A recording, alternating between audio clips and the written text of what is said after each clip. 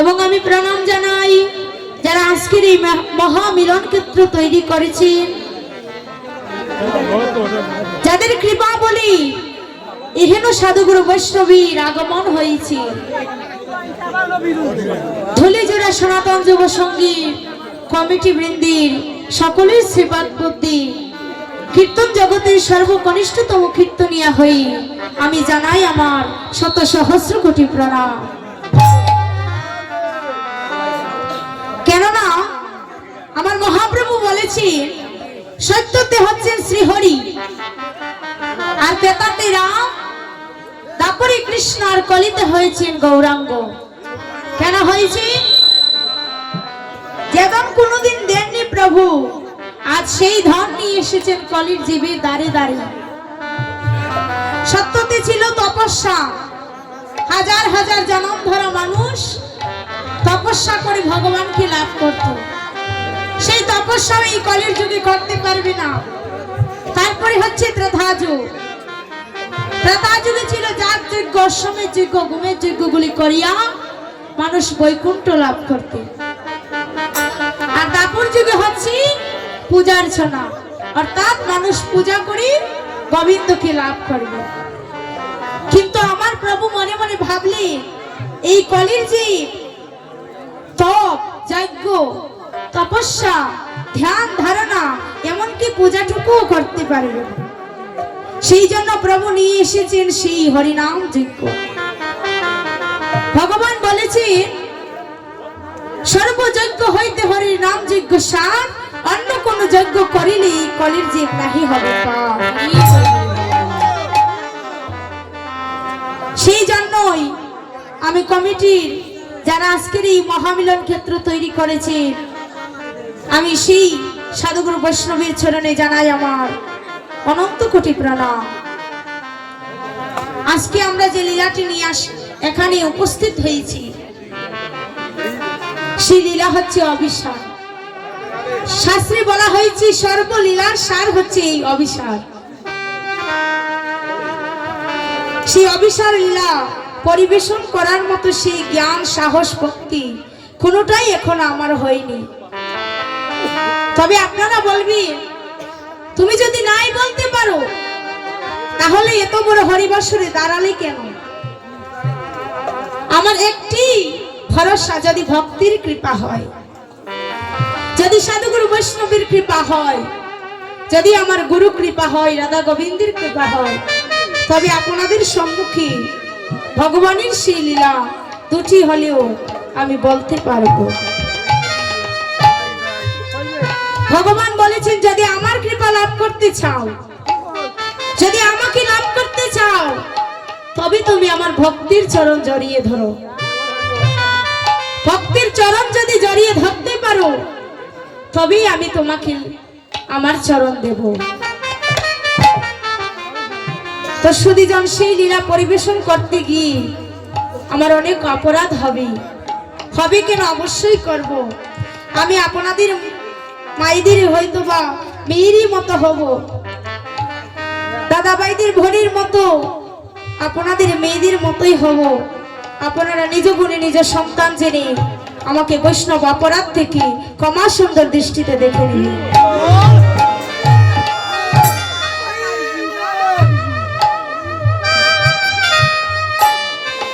ভগবানের সেই অনন্ত নাম, অনন্ত লীলা,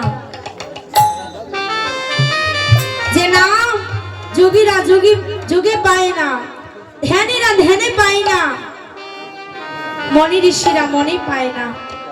আর সেই আমি একটি এই কলির জ্ঞানন্দ জীবীর অধম বালিকা।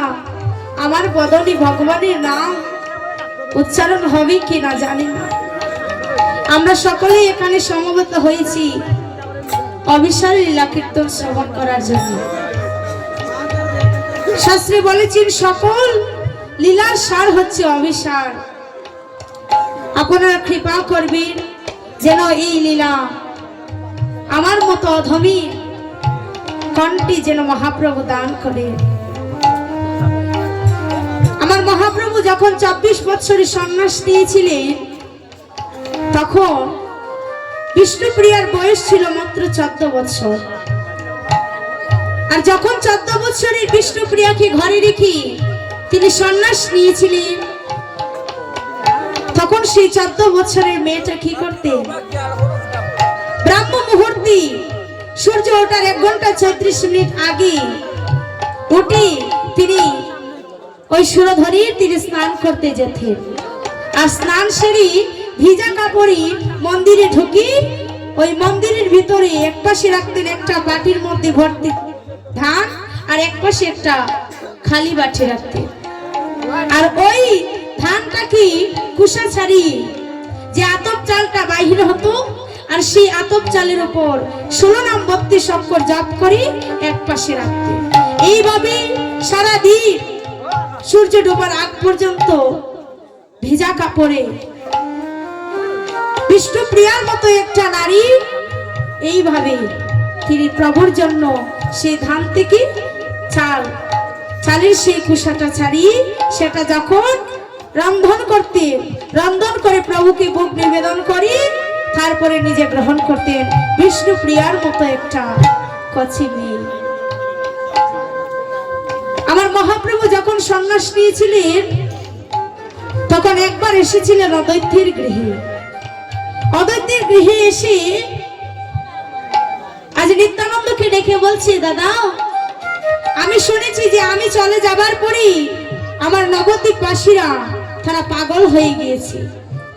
তুমি গিয়ে বলো যারা আমাকে দেখতে চায় তাদেরকে সবাইকে বলবে যেন চলে আসে। শোনো, তাদের সবাইকে বলবে আসার জন্য, আমার মা সচিরানীকেও বলবে আসার জন্য, কিন্তু আমার বধূ বিষ্ণুপ্রিয়াকে যেন বলো না।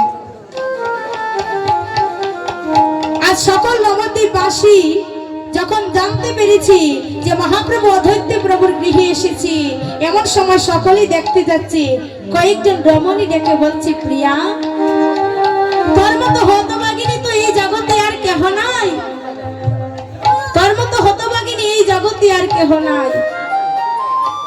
তখন প্রিয়া বলেছে, এই কাজী কথা বলিস না, আমার মতো সৌভাগ্যবতী নারী এই জগতে আর কেহ নাই।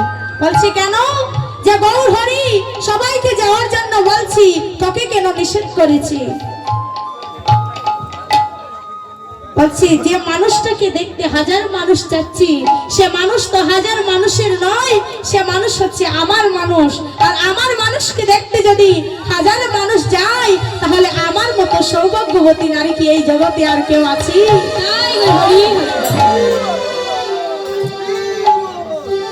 ভগবান বললেন, যেজন আমাকে ডাকার মতো ডাকতে পারে আমি তার কাছে যাই।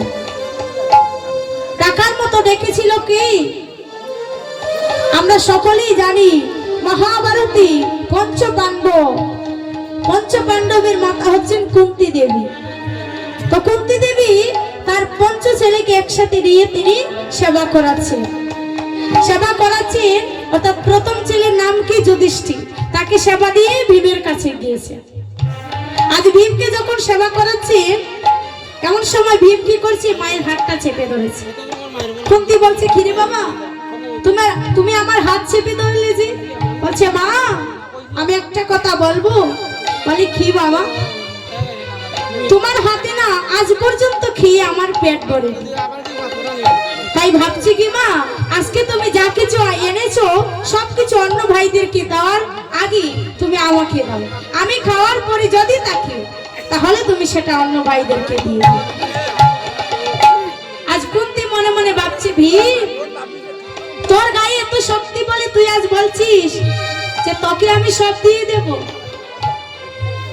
আজ কুন্তি বলছি যে ভীম তুই কি আমার একা সন্তান বাবা? ওরা কি আমার একা সন্তান নয়? ওরা কি আমার সন্তান নয়? বলছে, তুই কি আমার একা সন্তান? আমি কি তোদের এই শিক্ষায় শিক্ষিত করেছি যে তোমরা যখনই যাহা সেবা করবি পঞ্চব্রাতা মিলে সেবা করবি? আজ শুধু নিজের কথা চিন্তা করছিস বাবা, অন্য ভাইদের কথা চিন্তা করছিস না। শোন বাবা, সারা জীবন শুধু খেয়েই গেলি, তোর দ্বারা কিছু সম্ভব নয়। আর যখন বলেছি সারা জীবন শুধু খেয়েই গেলি, তোর দ্বারা কিছু সম্ভব নয়, তখন ভীমের অন্তরে একটু ব্যথা লেগেছে। আর যখন ভীমের অন্তরে ব্যথা লেগেছে সে হাতটা ধরে উঠে দাঁড়িয়েছে। আর যখন উঠে দাঁড়িয়েছি এমন সময় কুন্তি বলছে, কিরে বাবা খেলি না যে উঠে দাঁড়ালি? বলছে, জানো মা আজকে না আমি আর খাবো না, আজকে আমি আর খাবো না। তুমি এখনই বললি না মা যে আমার দ্বারা কিছু সম্ভব নয়, বলো না মা, আমি তোমার সন্তান, তুমি আমার মা, তুমি আমার কাছে কি চাও? তুমি এই মুহূর্তে আমার কাছে যে জিনিসটা চাইবে, যে বস্তুটা চাইবে, আমি তোমার কাছে সেই বস্তু হাজির করব। আজ কুন্তি মনে মনে ভাবছি, ভীম তোর গায়ে এত শক্তি বলে তুই আজ বলছিস তোর কাছে আমি যা চাইবো তুই তাই এনে দেবে, কিন্তু এই মুহূর্তে আমি যা চাইবো হাজার জন্ম চেষ্টা করলে তুই সেটা আনতে পারবি। শোন বাবা, তুই বললি না যে আমি এই মুহূর্তে তোর কাছে যা চাইবো তুই আমাকে সেই বস্তু এনে হাজির করাবি। তা শোন বাবা, একটু আগে কৃষ্ণ কুন্তির চরণে প্রণাম করি সবই দ্বারকায় গিয়েছি, এখনো রাস্তায় আছে যাইনি। আর সেই সময় কুন্তি বলছে, শোন বাবা তুই বললি না যে আমি তোর কাছে যা চাইবো তুই তাই এনে দেবে, তুই এই মুহূর্তে আমাকে কৃষ্ণকে এনে দর্শন করা। আজ ভীম মনে মনে ভাবছে, আমা কৃষ্ণকে এনে দর্শন করাবো সেটা কেমন কথা, আমি তো এই মুহূর্তে কৃষ্ণকে এনে দর্শন করাতে পারি। এই জায়গাটা লক্ষ্য করে নে, আমি তো এই মুহূর্তে কৃষ্ণকে এনে দর্শন করাতে পারবো মা, আমার কাছে সবথেকে সহজ চাওয়াটা তুমি আজ চাইলে। আজ ভীম কি করছে, ছুটতে ছুটতে গিয়েছি নিজের ঘরে, গিয়ে নিজের ৮০ মণ হাজার ওজনের গদাটা বাহির করে উঠানে দাঁড়িয়ে আকাশের দিকে যখন ছুঁড়ে মেরেছি, আর সেই কথিত গদার নিচে নিজের মস্তকটা রেখে কাঁদছি। আজ ডাকছে মধুর সুরে, অগ মধুসূদন তুমি না ভক্তের ভগবান,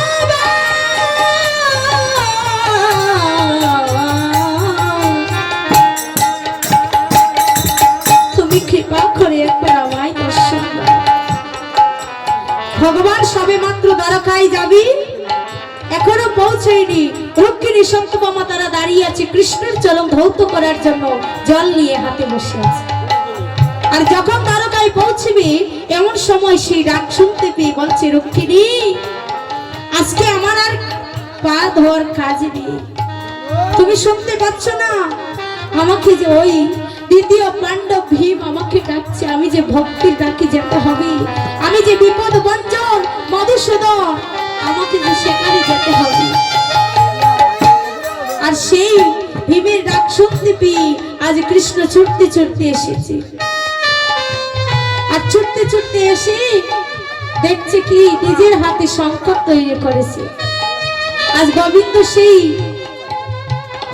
সেই গদাটা হাতে নিয়ে বলছে, ভীম তুমি মরো না বন্ধু, তুমি মরো না, তুমি যদি মরে যাও তাহলে দুঃশাসনকে শাস্তি দেবে কি, দুর্যোধনের উরু ভঙ্গ করবে কি, তুমি মরো না।